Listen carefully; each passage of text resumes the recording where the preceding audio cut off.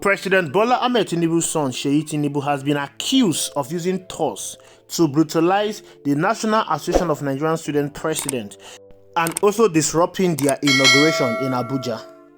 The attack, which was carried out by Thūgs linked to Bola Ahmed Tinubu's son, Seyi Tinubu, also reportedly targeted political figures at the occasion, including former Minister of Education and the two-term governor of Kano State, Senator Ibrahim Shekarau, and former governor of Kogi State, Captain Idris Wada. The National Association of Nigerian Students is a body that is responsible for taking care of the Nigerian student. But ever since Bola Ahmed Tinubu came on board, on several occasions we have seen Seyi Tinubu interfering in the NANS process. I don't understand why the son of a president will be interfering in a body that is in charge of students. But I think everything is politics. Yes, if you need to win election in Nigeria, if you need to control the politics in Nigeria, you need to be in charge of some certain organization. And the National Association of Nigerian Students is one huge organization that you can use to control the narrative. Ever since Bola Ahmed Tinubu became the president, you can notice clearly that anything called protest has always been withered away. During the military regime, the National Association of Nigerian Students was a body that staged countless protests to ask the military to leave Nigeria. They staged countless protests against the brutalization of citizens by the military. But now you can hardly see or hear the National Association of Nigerian Students carrying out any protest against any president, especially Bola Ahmed Tinubu. The last protest that was done in August 2024, you saw how they disassociated themselves away from the protest. This is the reason why Seyi Tinubu is going all out to ensure that he infiltrates the National Association of Nigerian Students. On several occasions, he has disrupted their election. He's doing everything possible to impose his loyalties as the National Association of Nigerian Student president. This is what happens when you allow a family that is power drunk to take over the affairs of the state. Ever since Bola Ahmed Tinubu became the president, he's not focused on governance. Bola Ahmed Tinubu's focus is capturing institutions in Nigeria. You saw how his daughter went to Edo State and tried to impose the market women leader in that state. That led to protests in Edo State as the market women, they came out and vehemently warned the Iyaloja of Lagos, Bola Ahmed Tinubu's daughter, to stay away from Edo State. I don't know what is happening currently ever since APC took over the rulership in Edo State. Now his son Seyi Tinubu is bent on imposing his loyalties as the president of the National Association of Nigerian Students. And there are rumors that he's going to become the governor of Lagos State. With this level of state capturing, how do you expect the people to be free? And Pedro too, after successful 1 year tenure, held a convention here in Abuja at the old parade ground where the new inaugurated president, Comrade Atiku Issa Abubakar, was duly elected by the vast majority of the senators that was present in that convention as the president of NANS. And yesterday, inauguration was fixed, having dignitaries who attended the inauguration: former governor of Kano State, Ibrahim Shekarau, former governor of Kogi State, Governor Idris Wada, and other dignitaries. There was an emir too who was present. And we choose West Carton Hotel Hall for the inauguration. In the morning, because I was the one coordinating the process. So in the morning, I was at West Carton Hotel when Seyi Tinubu drove in. So when he left... Seyi Tinubu, you mean the president's son? Yes, the president's son. When he drove in to West Carton Hotel, so I was somewhere at West Carton and I saw him.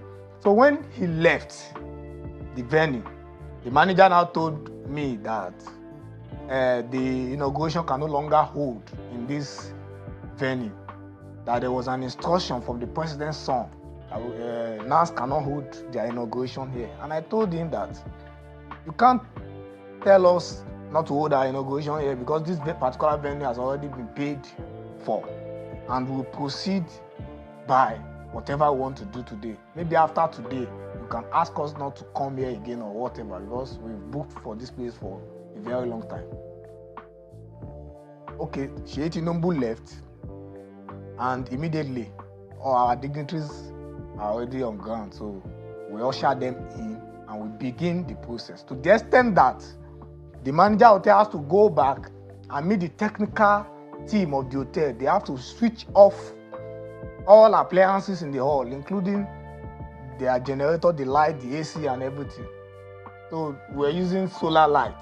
That was all we used. So we didn't have access to the facilities that we paid for in that hotel because of the instruction of the son of the governor, of the president.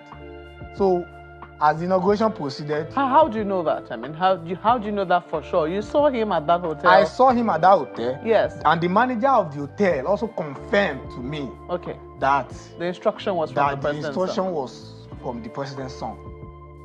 And I was like, what is the correlation between the president's son and NANS? He wasn't a stakeholder of the organization. He didn't attend any institution as far as Nigeria is concerned. So I see no reason why he should be meddling into the affairs of the organization. I don't know. Then I felt maybe it is the normal political thing, but we proceeded in whatever we are doing. So as Governor Shekarau was delivering his speech, we've already inaugurated the executive. So your guests attended the event in spite of the fact that there was no electricity in the hall, they all attended, and you were using the solar lights and what have you? Yes, they all attended the event. They were all around. So we already inaugurated the president. The president already delivered a speech. Then it was the time for guest speech. Shekarau, who happens to be the chairman of one of the chairmen of the occasion, was giving his own speech. Towards the tail end of his speech, that was when we now start hearing voices and people are jamming the door of this thing. And people started running. So they bugged the hall door. They came in, they forced it and came in. So immediately they were beating everybody they met, even ladies, and a lot of persons wounded, and they abducted the president. It was in our presence there that the newly inaugurated president was macheted in his head.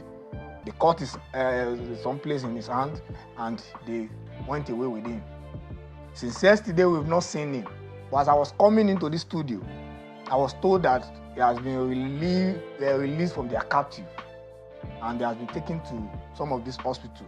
He's still in coma as we speak. And some of our students do that. The newly inaugurated president of NANS. Yes. His name is Issa Atiku Abubakar. Issa Atiku Abubakar. Yes. Was abducted yesterday. Yesterday. And he's just been released. You say he was injured before he was... He was macheted, injured, butchered.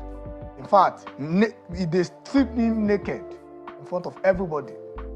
What happened yesterday is something I have not witnessed before in my life. It is a rape on our democracy, completely. Over 3 decades of my stay on earth, I have not seen that kind of scenario. Then I now felt that, why are we undergoing this? Is it because somebody is the son of the president? So he has to start unraveling, meddling, how will I put it? He has to start oppressing us because of some power that he felt he acquires as the son of the president. Yeah, let me ask that you, will not take. Has there been any conversation before now with NANS and the president's son? This is the second time that the president will be abducted. The president of NANS will be abducted? Yes. So another president had been abducted before? No. Issa Atiku Abubakar. Mm-hmm. This is the second time they will abduct him. The first time he was abducted, they beat him also, they stripped him naked. They had to force him.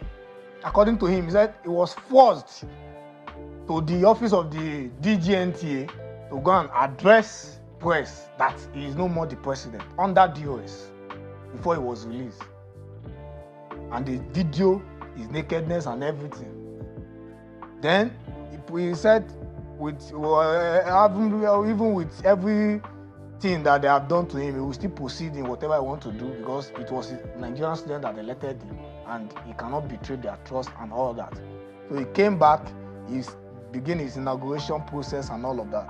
And as the inauguration was commencing yesterday, that was when all these ones happened, and they almost disrupt the process. If not that we have concluded the inauguration process, and he was taken away from the venue after he has been macheted and battered, butchered, and...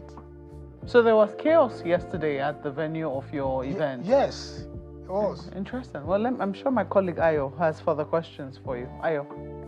Well, thank you, Maokwe. Mr. Okomo, it's, as you said, it will be worrisome if one really, experienced that kind of thing.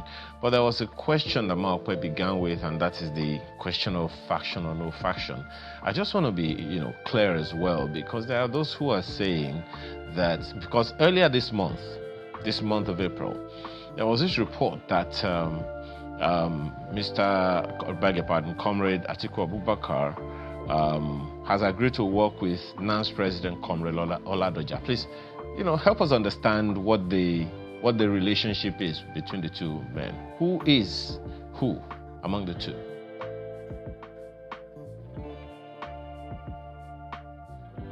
Atiku Abubakar is the authentic president of NANS, the one that was handed over, the government was handed over to by the outgone president of NANS. The news that they circulated that he has agreed to work with one Ladoja, that news was after his adoption, after his first adoption, that he was placed under duress to make a statement that he's no more the president. That was when they circulated that news. So that is their tactics. That is what they have been doing, and it is hard to silence the voice of the majority. So I am just here this minute, to clarify the general public that this is the current situation that we find ourselves in a country that has leaders, in a country that have a president as the head. Please, I understand what you're saying, Mr. Okomo. If you can hear me, immediate family.